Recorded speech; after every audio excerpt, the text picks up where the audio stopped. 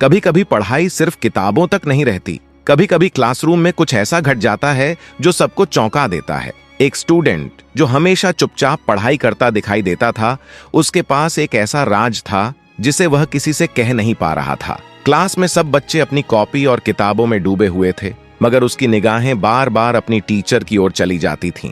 एक दिन क्लास में शांति थी, तभी टीचर ने अचानक उसकी तरफ देखा और पूछा, क्या बात है, तुम इतने चुप क्यों हो? लड़के ने हल्की मुस्कान दी और धीरे से बोला, मैम, यह बात सिर्फ हमारे बीच रहनी चाहिए। इसके बाद उसने अपनी कॉपी के पन्नों के बीच से एक छोटा सा कागज निकाला और आगे बढ़ाया। पर्ची पर कुछ ऐसा लिखा था जिसे पढ़कर टीचर पल भर के लिए रुक गईं। क्लास की खामोशी अब और गहरी हो गई थी। सब कुछ सामान्य दिख रहा था, लेकिन उस पर्ची में लिखी बात ने माहौल को रहस्यमयी बना दिया। अब सवाल यह था कि उस कागज पर आखिर लिखा क्या था। छुट्टी की घंटी बजी, पूरा स्कूल खाली हो गया, कमरा वीरान हुआ और सिर्फ वह लड़का और उसकी टीचर आमने सामने रह गए। टीचर ने सख्त लहजे में कहा, अब बताओ क्या कहना चाहते हो? और तब उस लड़के ने ऐसी बात कह दी जो आमतौर पर एक शौहर अपनी बीवी से कहता है। टीचर सुनकर सन्न रह गई, मगर खेल अब भी खत्म नहीं हुआ था। उस लड़के के पास कुछ खुफिया वीडियोस थीं, जिन्हें हथियार बनाकर उसने अपनी टीचर को ब्लैकमेल करना शुरू कर दिया।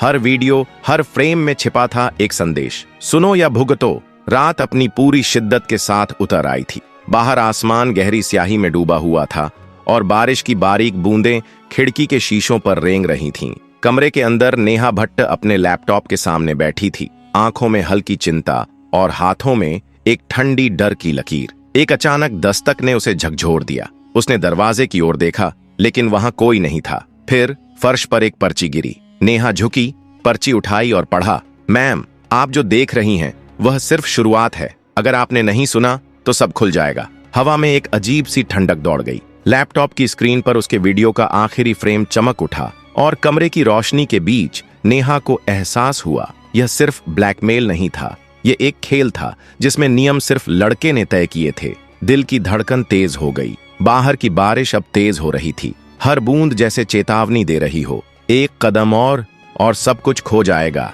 नेहा भट्ट ने तारिका के माथे से पसीना पोंछा, कंबल सीधा किया और लैंप की रोशनी जरा मध्यम कर दी। कमरे में सिर्फ सांसों की हल्की सी सरसराहट बाकी रह गई थी कि अचानक दरवाजे पर नरम दस्तक हुई। एक बार, फिर दो, फिर तीन। ऐसी दस्तक जिसमें चाहत भी थी और छुपाव भी, जैसे कोई चाहता हो आवाज हो भी जाए और ना भी। नेहा अपनी जगह साकित रह गई। दिल ने कहा, हवा होगी, मगर उंगलियों ने कंबल की गिरह मजीद मजबूत कर दी। एक लम्हा, जैसे वक्त ठहर गया हो। फिर दरवाजे के नीचे से एक और तहशुदा पर्ची चरमराती हुई अंदर सरक आई। यह आवाज महज कागज की नहीं थी, दबे पांव फिसलती एक खुफिया सी सरसराहट थी। जंजीर ज्यों की त्यों लगी रही। नेहा ने झुककर फिर पर्ची उठाई, कागज खोला तो उसमें लिखा था कि मैम, आप मेरी हैं, आप मुझे छोड़कर नहीं जा सकती। उसके हाथ थोड़ा ठंडा हो गया, पर्ची का किनारा उसके उंगलियों में कस गया। दिल की धड़कनें अचानक तेज हो गईं। कमरे की हर चीज, कंबल, लैंप और भीतरी खामोशी जैसे उस एक पर्ची के इर्द गिर्द सिमट आई थी।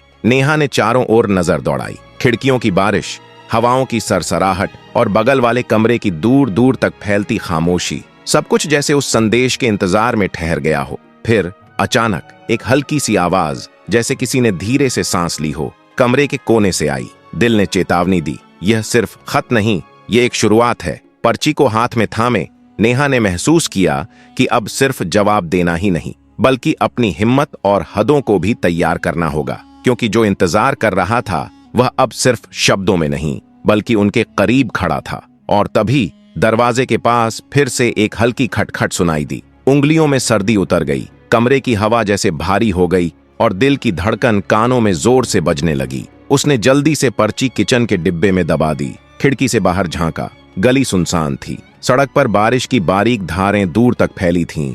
दरख्त बेआज भीग रहे थे, कहीं कोई साया नहीं था। बस नजर के कोने में जैसे कुछ खिसका हो, एक मुबहम परछाई जिसका नाम रखना मुश्किल था। पीछे से नन्ही आवाज आई, मम्मी, कौन है? वह चौंकी नरमी से बोली, कोई नहीं बेटा, सो जाओ।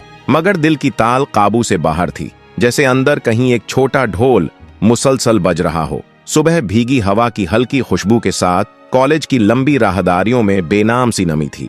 नेहा ने क्लास में कदम रखा, रजिस्टर खोला, तारीख दर्ज की और साफ आवाज में बोली, आज टेस्ट है ना, ध्यान से सुनो, 3 सवाल पूछे जाएंगे, जो समझ में आए उसे लिखो, और जो ना आए कोशिश जरूर करो, समझ गए? पहली बेंच पर दीपक बैठा था। कॉपी खुली, सफा खाली, नजरें सीधी उस पर घड़ी हुई। वह कलम की नोक से मेज पर छोटे छोटे दायरे बनाता रहा, जैसे वक्त को वहीं कैद करना चाहता हो जहां उसकी निगाह ठहरी थी। नेहा पास आई और बोली, लिखना शुरू करो। वह मुस्कुराया और कहा, शुरू तो हो ही गया है मैम। फिर उसने अपनी नजरें कॉपी पर डाल दी। टेस्ट खत्म हुआ तो नेहा ने कॉपियां समेटी। बाहर निकली तो एक पल को उसे लगा जैसे किसी जिद्दी निगाह ने उसकी पीठ को छुआ हो। उसने खुद से कहा, वहम है, मगर वहम की अपनी एक हद होती है जो जल्द ही चिपक जाती है। स्टाफ रूम में बाकी टीचर चाय पीते हुए हंस मजाक कर रहे थे।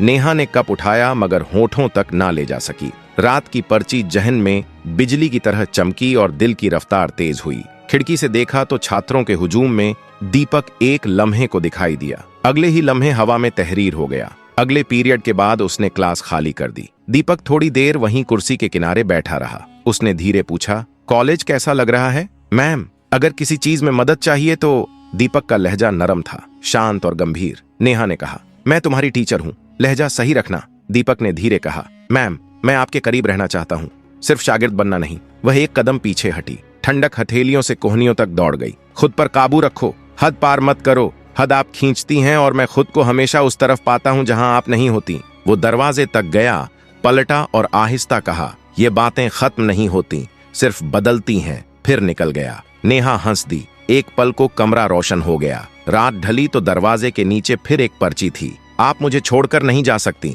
उसने पर्ची मुट्ठी में मसल दी। मैं छोड़ूंगी नहीं, मैं खत्म करूंगी, अभी नहीं तो बहुत जल्द। अगली सुबह वह लाइब्रेरी के खामोश घोषे में गई। नेहा ने दीपक को एक पैगाम भेजा। पैगाम में सिर्फ पढ़ाई की बातें थीं।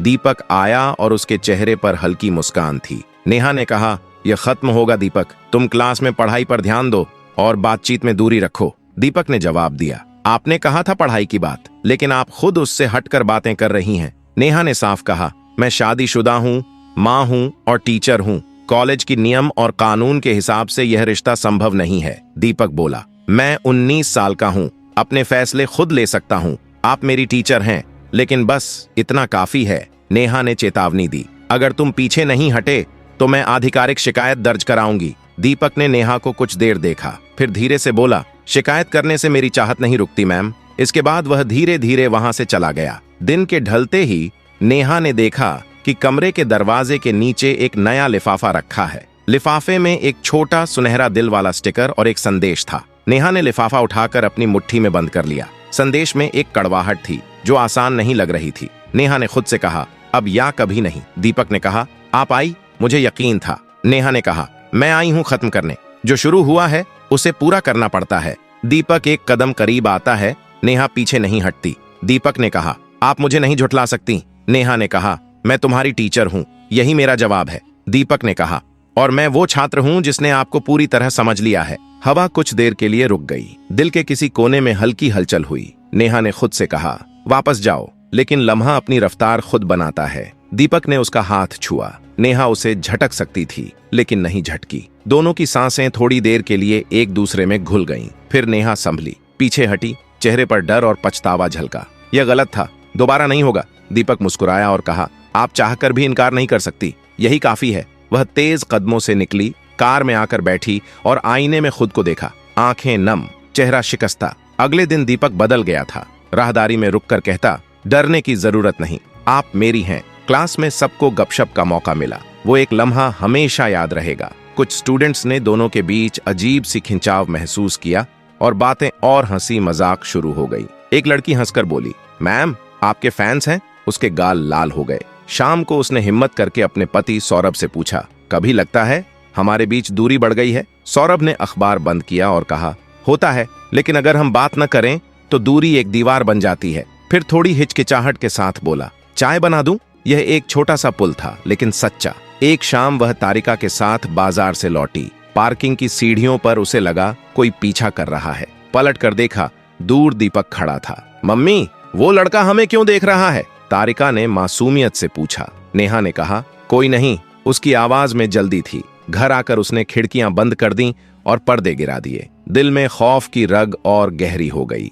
रात गए, फोन बजा, नामालूम नंबर। इस बार दूसरी तरफ दीपक था। मैम, आप मुझे भूल नहीं सकती, कल मिलेंगी ना? नहीं आई तो सबको सच बता दूंगा। उसके लफ्जों में सुकून था और उसी सुकून में एक धमकी छुपी थी। उसने फोन मेज पर रखा, लंबी सांस ली और लैपटॉप खोल दिया। एक ईमेल लिखा, सब्जेक्ट बॉर्डर वॉलेशन और safety concern, receiver professor Bhatia. Email में छोटा सा मैसेज था, ये हुआ, ये सब सबूत हैं, मैं अपनी सुरक्षा चाहती हूँ, अब हदें तय करनी होंगी, मार्गदर्शन और कार्रवाई की जरूरत है, और ईमेल भेज दी। अगली सुबह प्रोफेसर भाटिया ने कहा, नेहा तुम अकेली नहीं हो, सुरक्षा पहले तरीका बाद में। उन्होंने सिक्योरिटी को कॉल किया, सीसीटीवी चेक हुई, पार्किंग रिकॉर्ड देखा गया, पहली मीटिंग भी तय हो गई। नेहा ने सोचा, कभी कभी कागज और संस्थान भी हमारी सुरक्षा की दीवार बन जाते हैं। पीरियड के बाद दीपक फिर सामने था। उसने कहा, 5 मिनट वरना मैं सब बता दूंगा। नेहा ने कहा, यहीं कह दो। दीपक ने उसका हाथ पकड़ने की कोशिश की। नेहा पीछे हट गई। राहदारी सुनसान थी,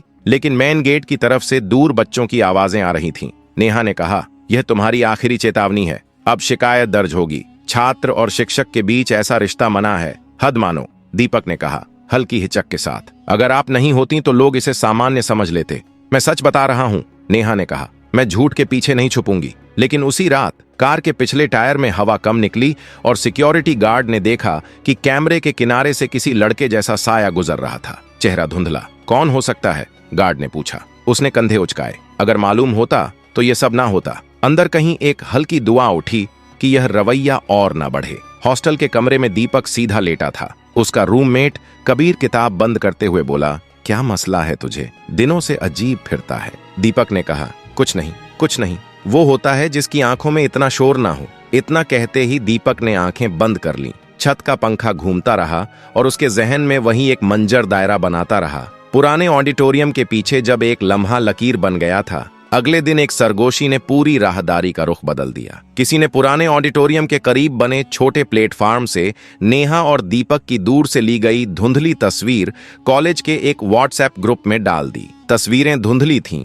चेहरों की तराश अंदाजी के काबिल थी। कैप्शन बेरहम था। सच क्या है? यह सवाल उस वक्त हथियार बन जाता है जब लोग जवाब से पहले हुजूम बना लेते हैं। नेहा ने फोन देखा, गला खुश्क हो गया। प्रोफेसर भाटिया ने कहा, खामोश रहो, हम प्रोटोकॉल के मुताबिक काम करेंगे। सिक्योरिटी ने लिंक सुरक्षित किया और आईटी सेल ने ग्रुप एडमिन को नोटिस भेज दिया। प्रिंसिपल डॉक्टर अंजना राव खामोशी से सब सुनती रहीं। नेहा ने सब कुछ बताया, पर्चियां, बातें, तस्वीरें, कॉल लॉग, पहली बार इजहार और तालिब की धमकी। डॉक्टर राव ने न डांटा न बचाया। उन्होंने केवल कहा, हम इदारा हैं, किरदार नहीं। हमारा काम सुरक्षा और हकीकत है। आप अपनी क्लास अकेले मत लें, मुमकिन हो तो दरवाजा खुला रखें, किसी भी गलत हरकत की लिखित सूचना दें, और हाँ, अपनी बेटी की सुरक्षा को हमेशा तरजीह दें। उस रात नेहा ने तारिका को कहानी सुनाते सुनाते खुद से कहा, कहानियों में हीरो जीतते हैं क्योंकि कहानी उनके आगे सरकता दरवाजा खोल देती है।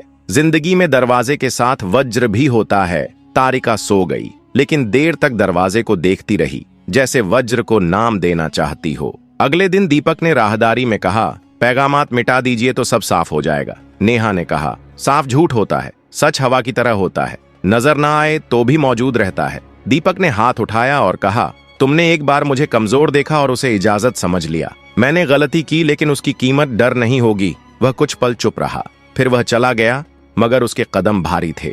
दीपक के दिन अब सामान्य नहीं रहे। शिकायत दर्ज होने के बाद कॉलेज प्रशासन ने उस पर नजर रखनी शुरू कर दी थी। हर बार जब वह क्लास में जाता, उसे लगता जैसे सबकी आंखें उसी पर टिकी हैं। नेहा का चेहरा अब उसे डराता नहीं था, बल्कि उसकी बेचैनी और गुस्से को और बढ़ा देता था। मैंने ऐसा क्या कर दिया?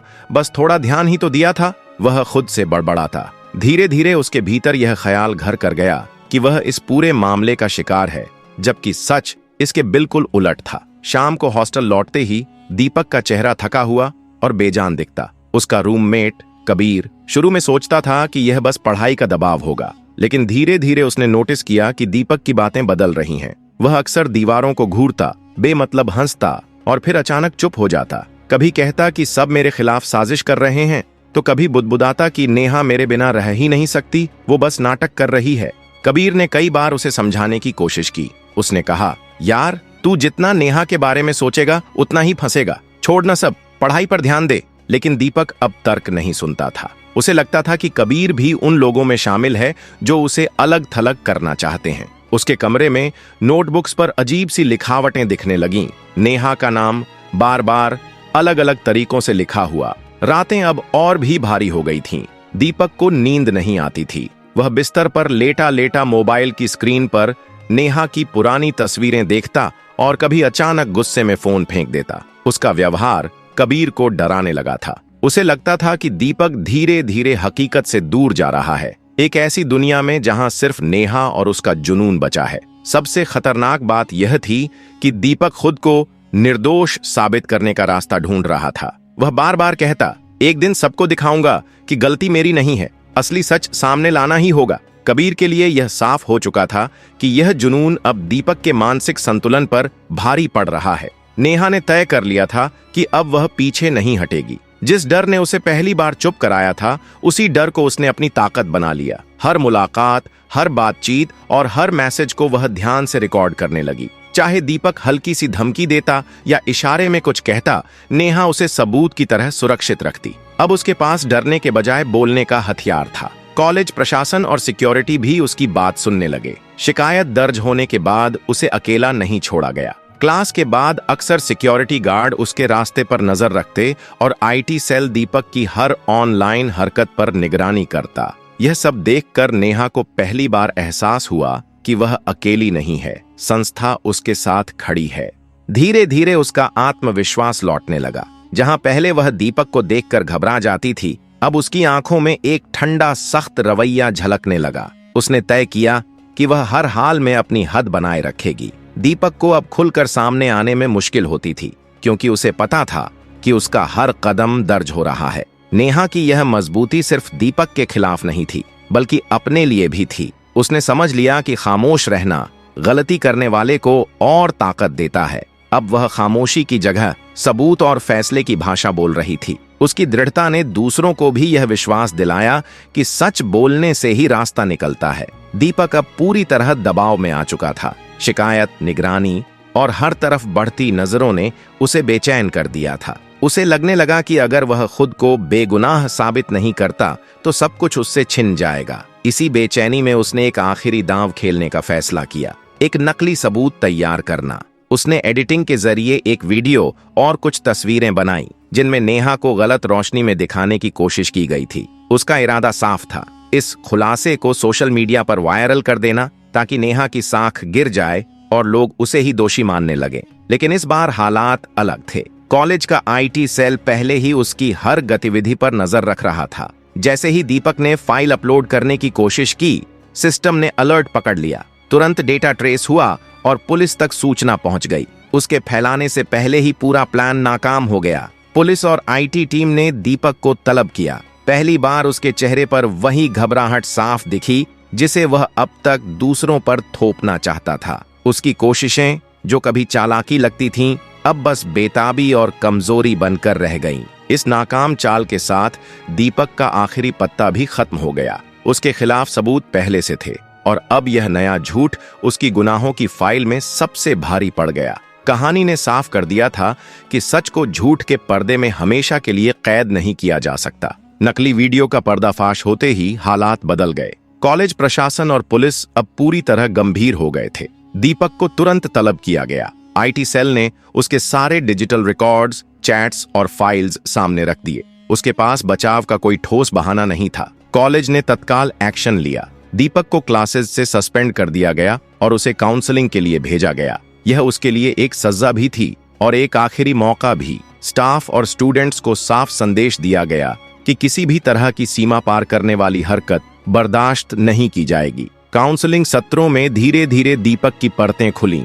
सामने आया कि वह लंबे समय से गहरे अकेलेपन से जूझ रहा था। उसके भीतर ध्यान पाने और खास बनने की एक जबरदस्त चाहत थी। यही चाहत धीरे धीरे जुनून में बदल गई और उसने सही गलत की सीमाएं पार कर दी। काउंसलर ने उसे आईना दिखाया कि जिस चीज को वह प्यार समझ रहा था, असल में वह नियंत्रण और जिद की मिसाल थी। यही वजह थी कि उसके रिश्ते, दोस्ती और भरोसे सब टूटते चले गए। ये पल कहानी का असली टर्निंग पॉइंट था, जहां पहली बार दीपक ने महसूस किया कि उसकी हरकतें सिर्फ दूसरों के लिए खतरनाक नहीं थीं, बल्कि उसकी अपनी जिंदगी को भी बर्बादी की ओर ले जा रही थीं। कॉलेज की कार्रवाई और दीपक के खिलाफ सख्त कदमों के बाद नेहा ने पहली बार अपने भीतर एक हल्कापन महसूस किया। अब उसे हर कोने पर किसी खतरे की आहट नहीं लगती थी। जैसे उसके चारों ओर बनी अदृश्य दीवारें धीरे धीरे मजबूत हो गई हों। लेकिन यह राहत सिर्फ जीत नहीं थी,